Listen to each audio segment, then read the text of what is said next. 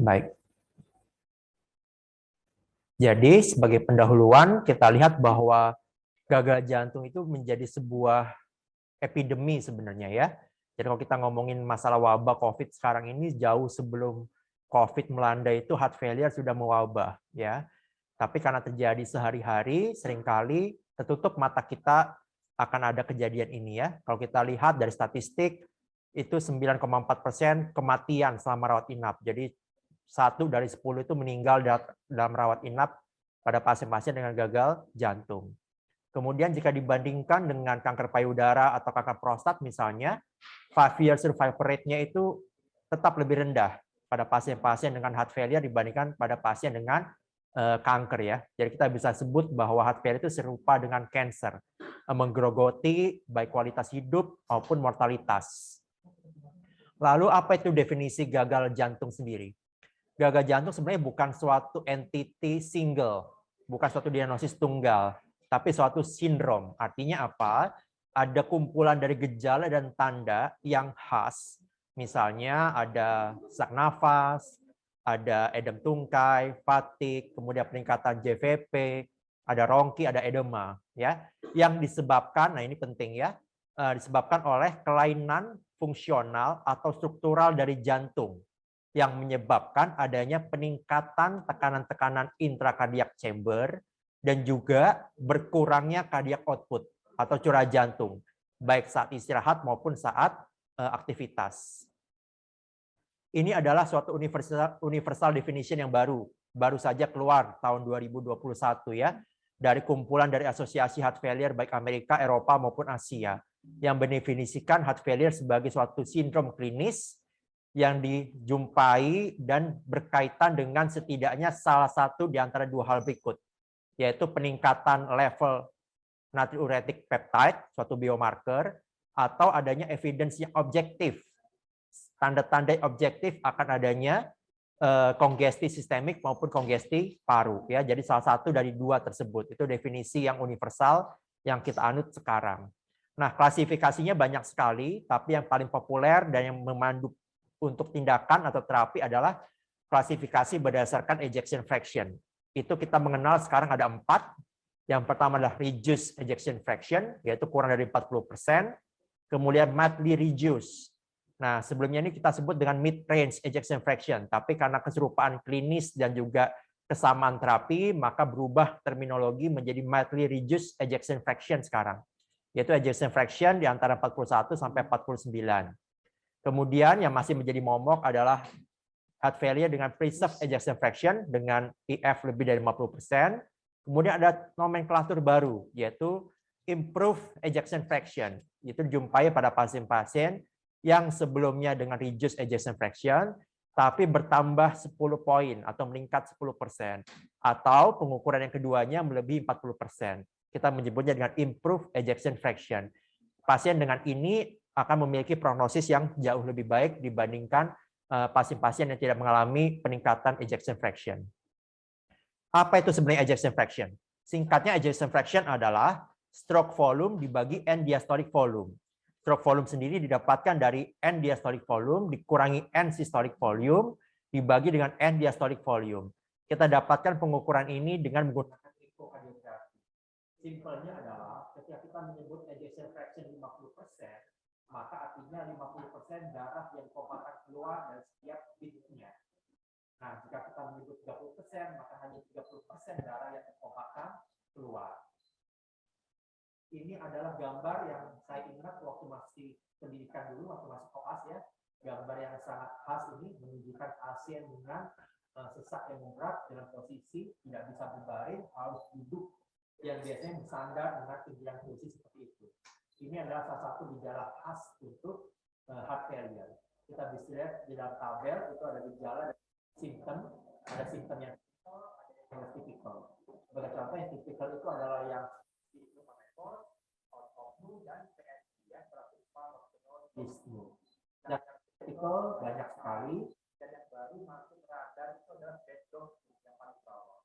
Bedok ini menjadi penting untuk ditanyakan pada pasien-pasien kita ya. Bedok itu adalah sesak yang dirasa ketika menunduk ke depan. Nah, itu paling bisa kita tanyakan jika pasien-pasien sujud berasa.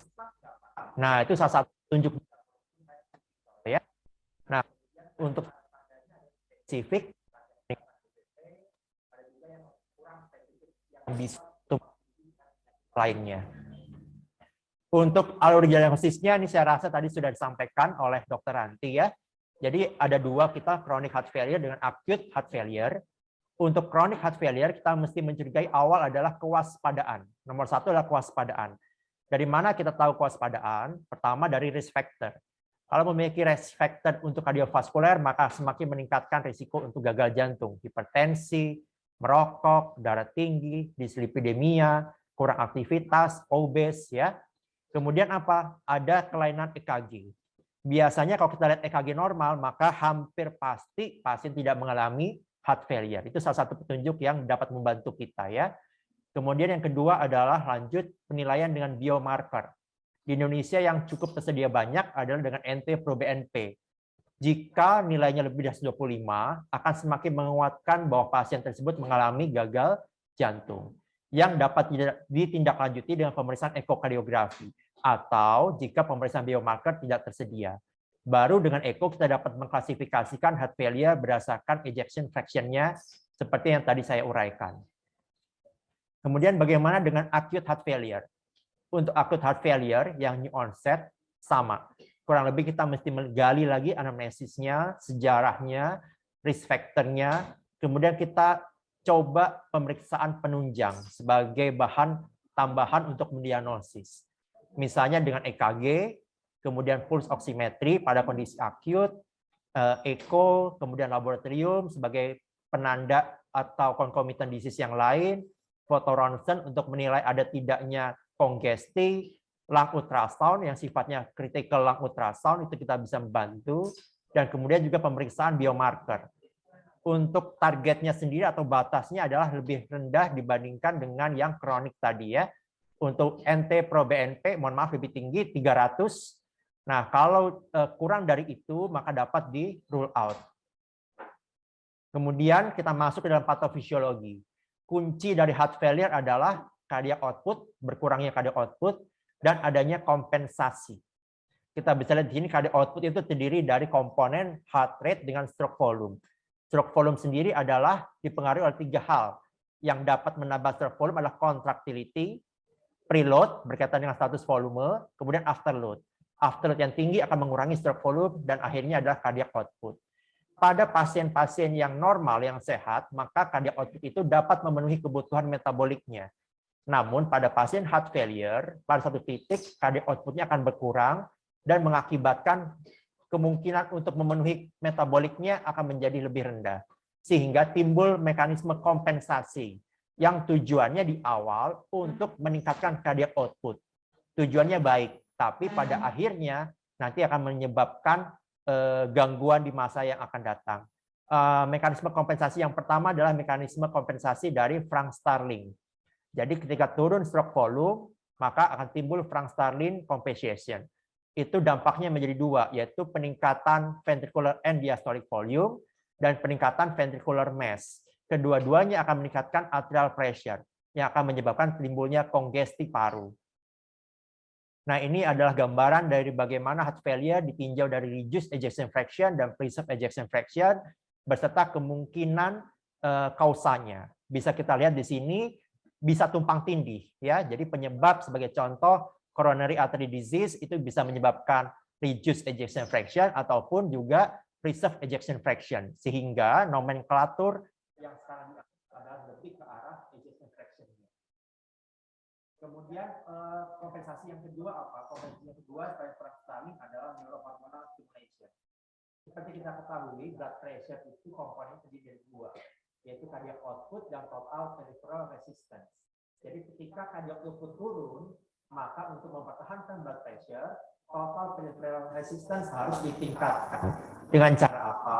Dengan cara 3 hal. Yang pertama adalah peningkatan sistem adrenergic, yaitu sympathetic nervous system. Itu akan meningkatkan kontraktilitas, heart rate, takikardia, kemudian vasokonstriksi perifer. Tujuannya apa? Output yang pada akhirnya akan mempertahankan tekanan darah. Kemudian akan teraktivasi 2 komponen neurohormonal.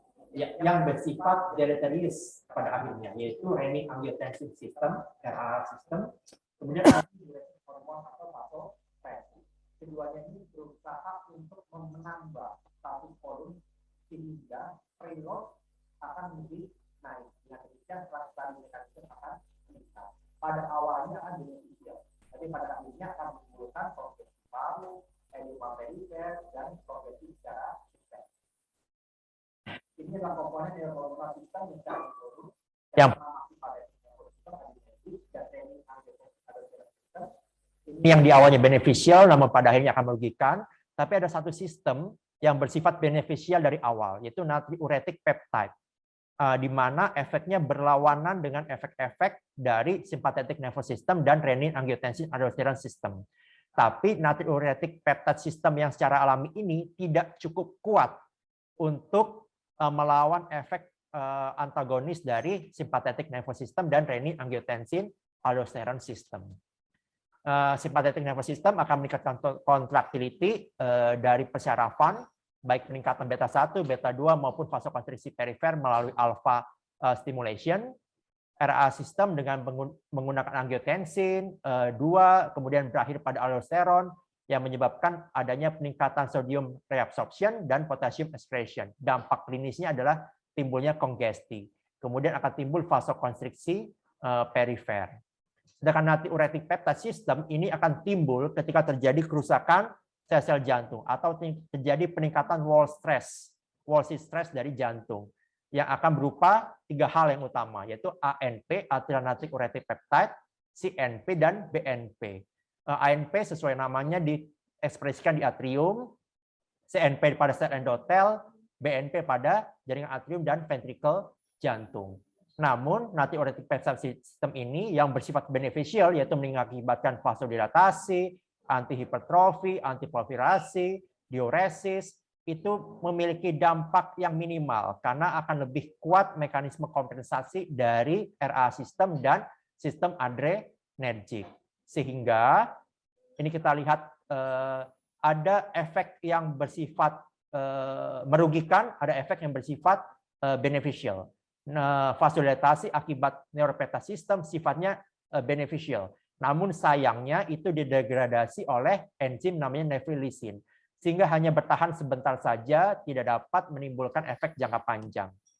Inilah yang menjadi salah satu komponen dari tata laksana untuk terapi pengobatan. Kita bisa lihat di sini, untuk aldosteron itu bisa di-counter dengan MRA, spironolactone. Kemudian sistem RAA bisa di-counter dengan ACE inhibitor dan ARB. Kemudian untuk sistem adrenergic bisa di-counter dengan penggunaan beta blocker. Dan untuk sistem nephrilicin yang bersifat menghambat membuat pemecahan dari ANP dan BNP yang sifatnya beneficial, maka dihambat oleh ARNI. Menjadi patokan adalah ketika kita hambat nephrilicin saja, maka akan timbul refleks respon yang berlebihan pada RAS system, sehingga harus di counter keduanya, yaitu baik RAS system dan nephrilicin. Jadi pada komponen obatnya merupakan kombinasi, yaitu angiotensin receptor inhibitor dan nephrilicin inhibitor berupa obat ARNI yang nantinya akan dibahas pada topik berikutnya. Saya rasa demikian. Terima kasih. Semoga bermanfaat.